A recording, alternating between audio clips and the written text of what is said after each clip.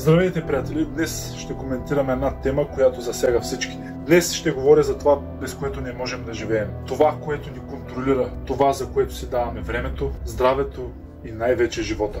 А именно парите.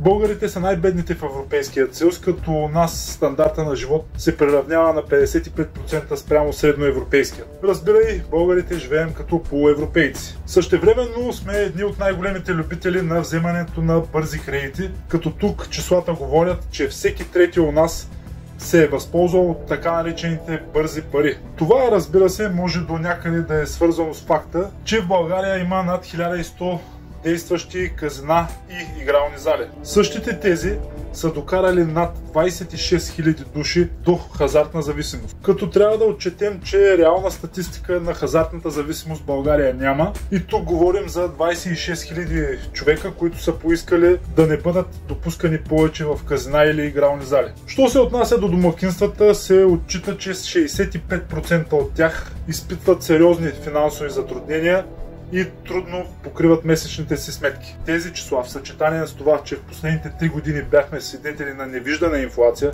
говорят само едно.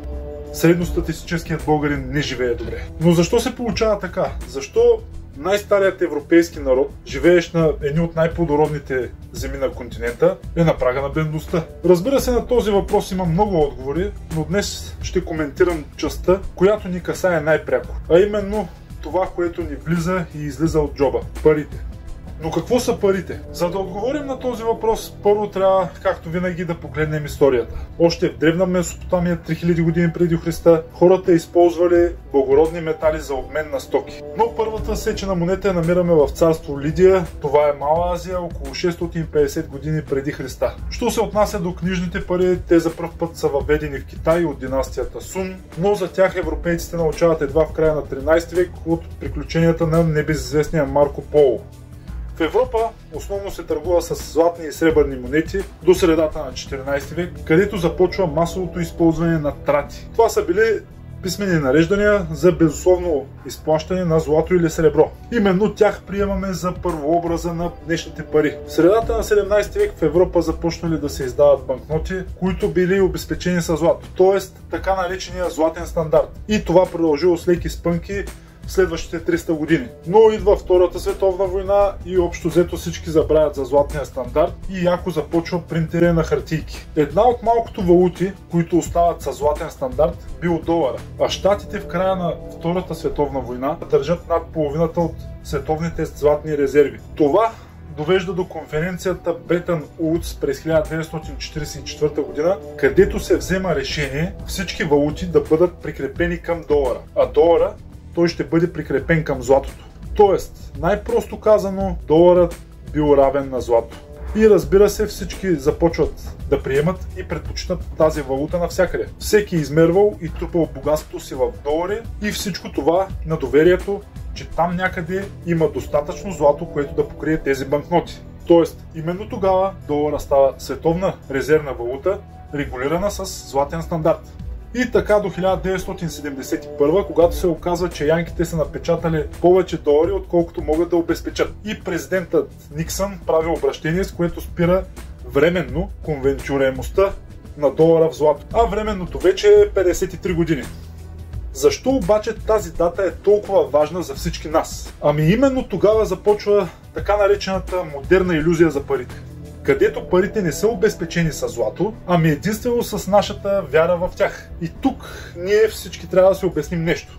Независимо какви спестявания имате в банката, било то 10 000, 20 000 или 100 000 евро, долари или лева, трябва да разберете едно. Вие не притежавате пари, вие притежавате валута. А каква е разликата между валутата и парите?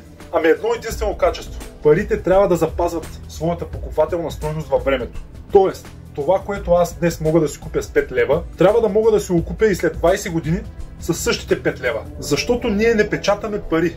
Ние не ги намираме по дърветата. Ние даваме нашето време и труд срещу парични средства. И ако обмененият труд, който ние държим в нашите ръце под формата на банкноти, не се запазва във времето, то това би означавало, че някой има иск върху труда ни и ние биваме ограбвани. Какво обаче би станало, ако вие получавахте срещу вашия труд заплата в златни левове или злато? Ами тогава най-вероятно щяхте да държите спестяванията си в същия този благороден метал. И ето сега да ви покажа графиката на златото през годините. Както виждате, е само напред и нагоре. И точно сега разбираме, че истинските пари са именно златото и среброто. Защото за да изкарате още от тях, вие трябва да се потруите и трябва да ги изкопаете, а не просто да пуснете принтера. И ако погледнем графиката на вашата валута, каквато и да е тя, с годините тя губи покупателна стойност. А що се отнася до златото, то не става по-скъпо, а просто запазва стойността си.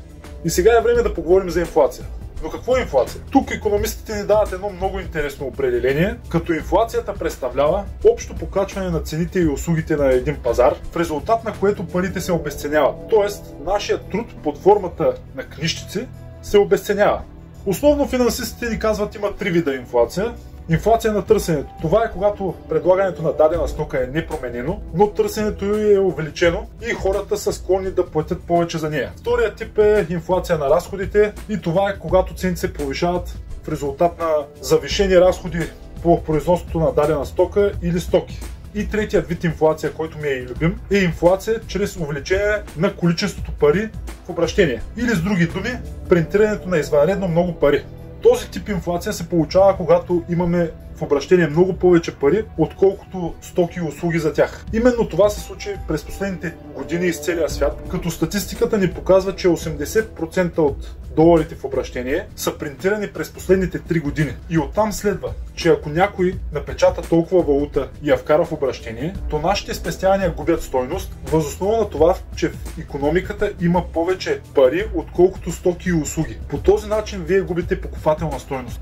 И оттам числата. Ако през март 2020 година сте имали в банката 10 000 лева, то днес при отчетена инфлация до 2024 януари месец, разбира се по официални данни, стойността на тази сума ще се равнява на едва 6900 лева. В същия ред на мисли, но с малко по-голяма цифра, ако през март 2020 сте имали 100 000 лева в банката, то днес те биха се равнявали на 69 000 лева. И за да не боравим само с големи числа, нека използваме нещо, което е по-близко до всички и доста по-осезаемо. Ще ви представя една таблица, която ни показва какво са можели и могат да ни купят 100 лева през 2021, 2022 и началото на 2023 година. Сами виждате как стои въпроса и сега още две любопитни статистики за сегашната инфлация в България. Само за периода 2020-2021 година парите в обращение у нас са нараснали с 18%. За периода 2021-2022 година растежът е с 15,6%, а за последната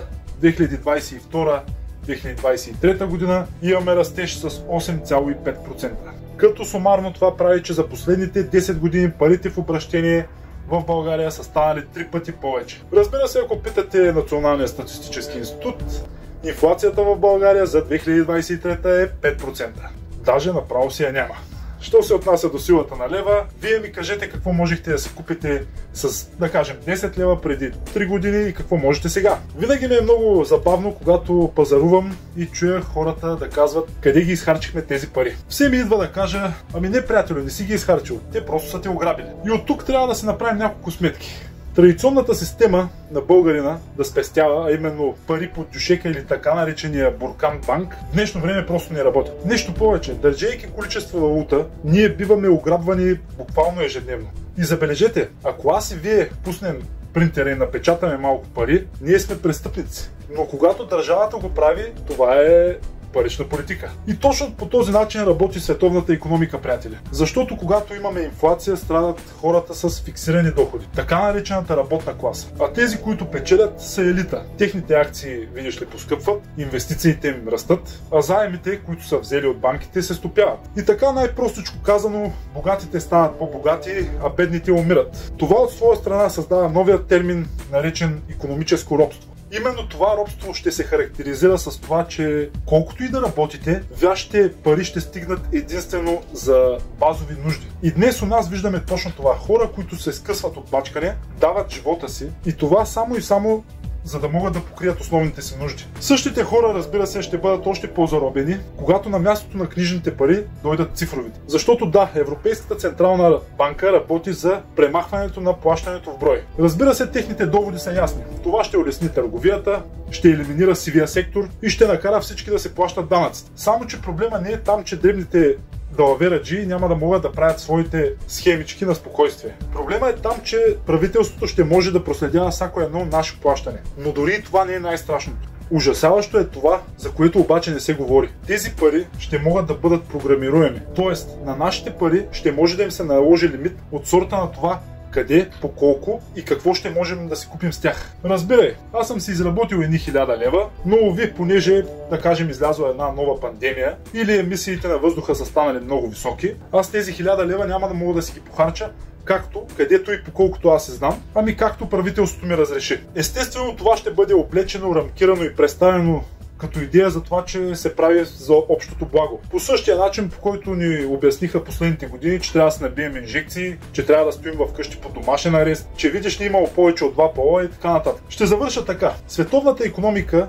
в последните години ми напомня на един циничен надпис. Този надпис е стоял на входа на един от най-жестоките концентрационни лагери в човешката история. Става въпрос за надписа Arbeit macht frei. В превод от немски "Работата дава свобода".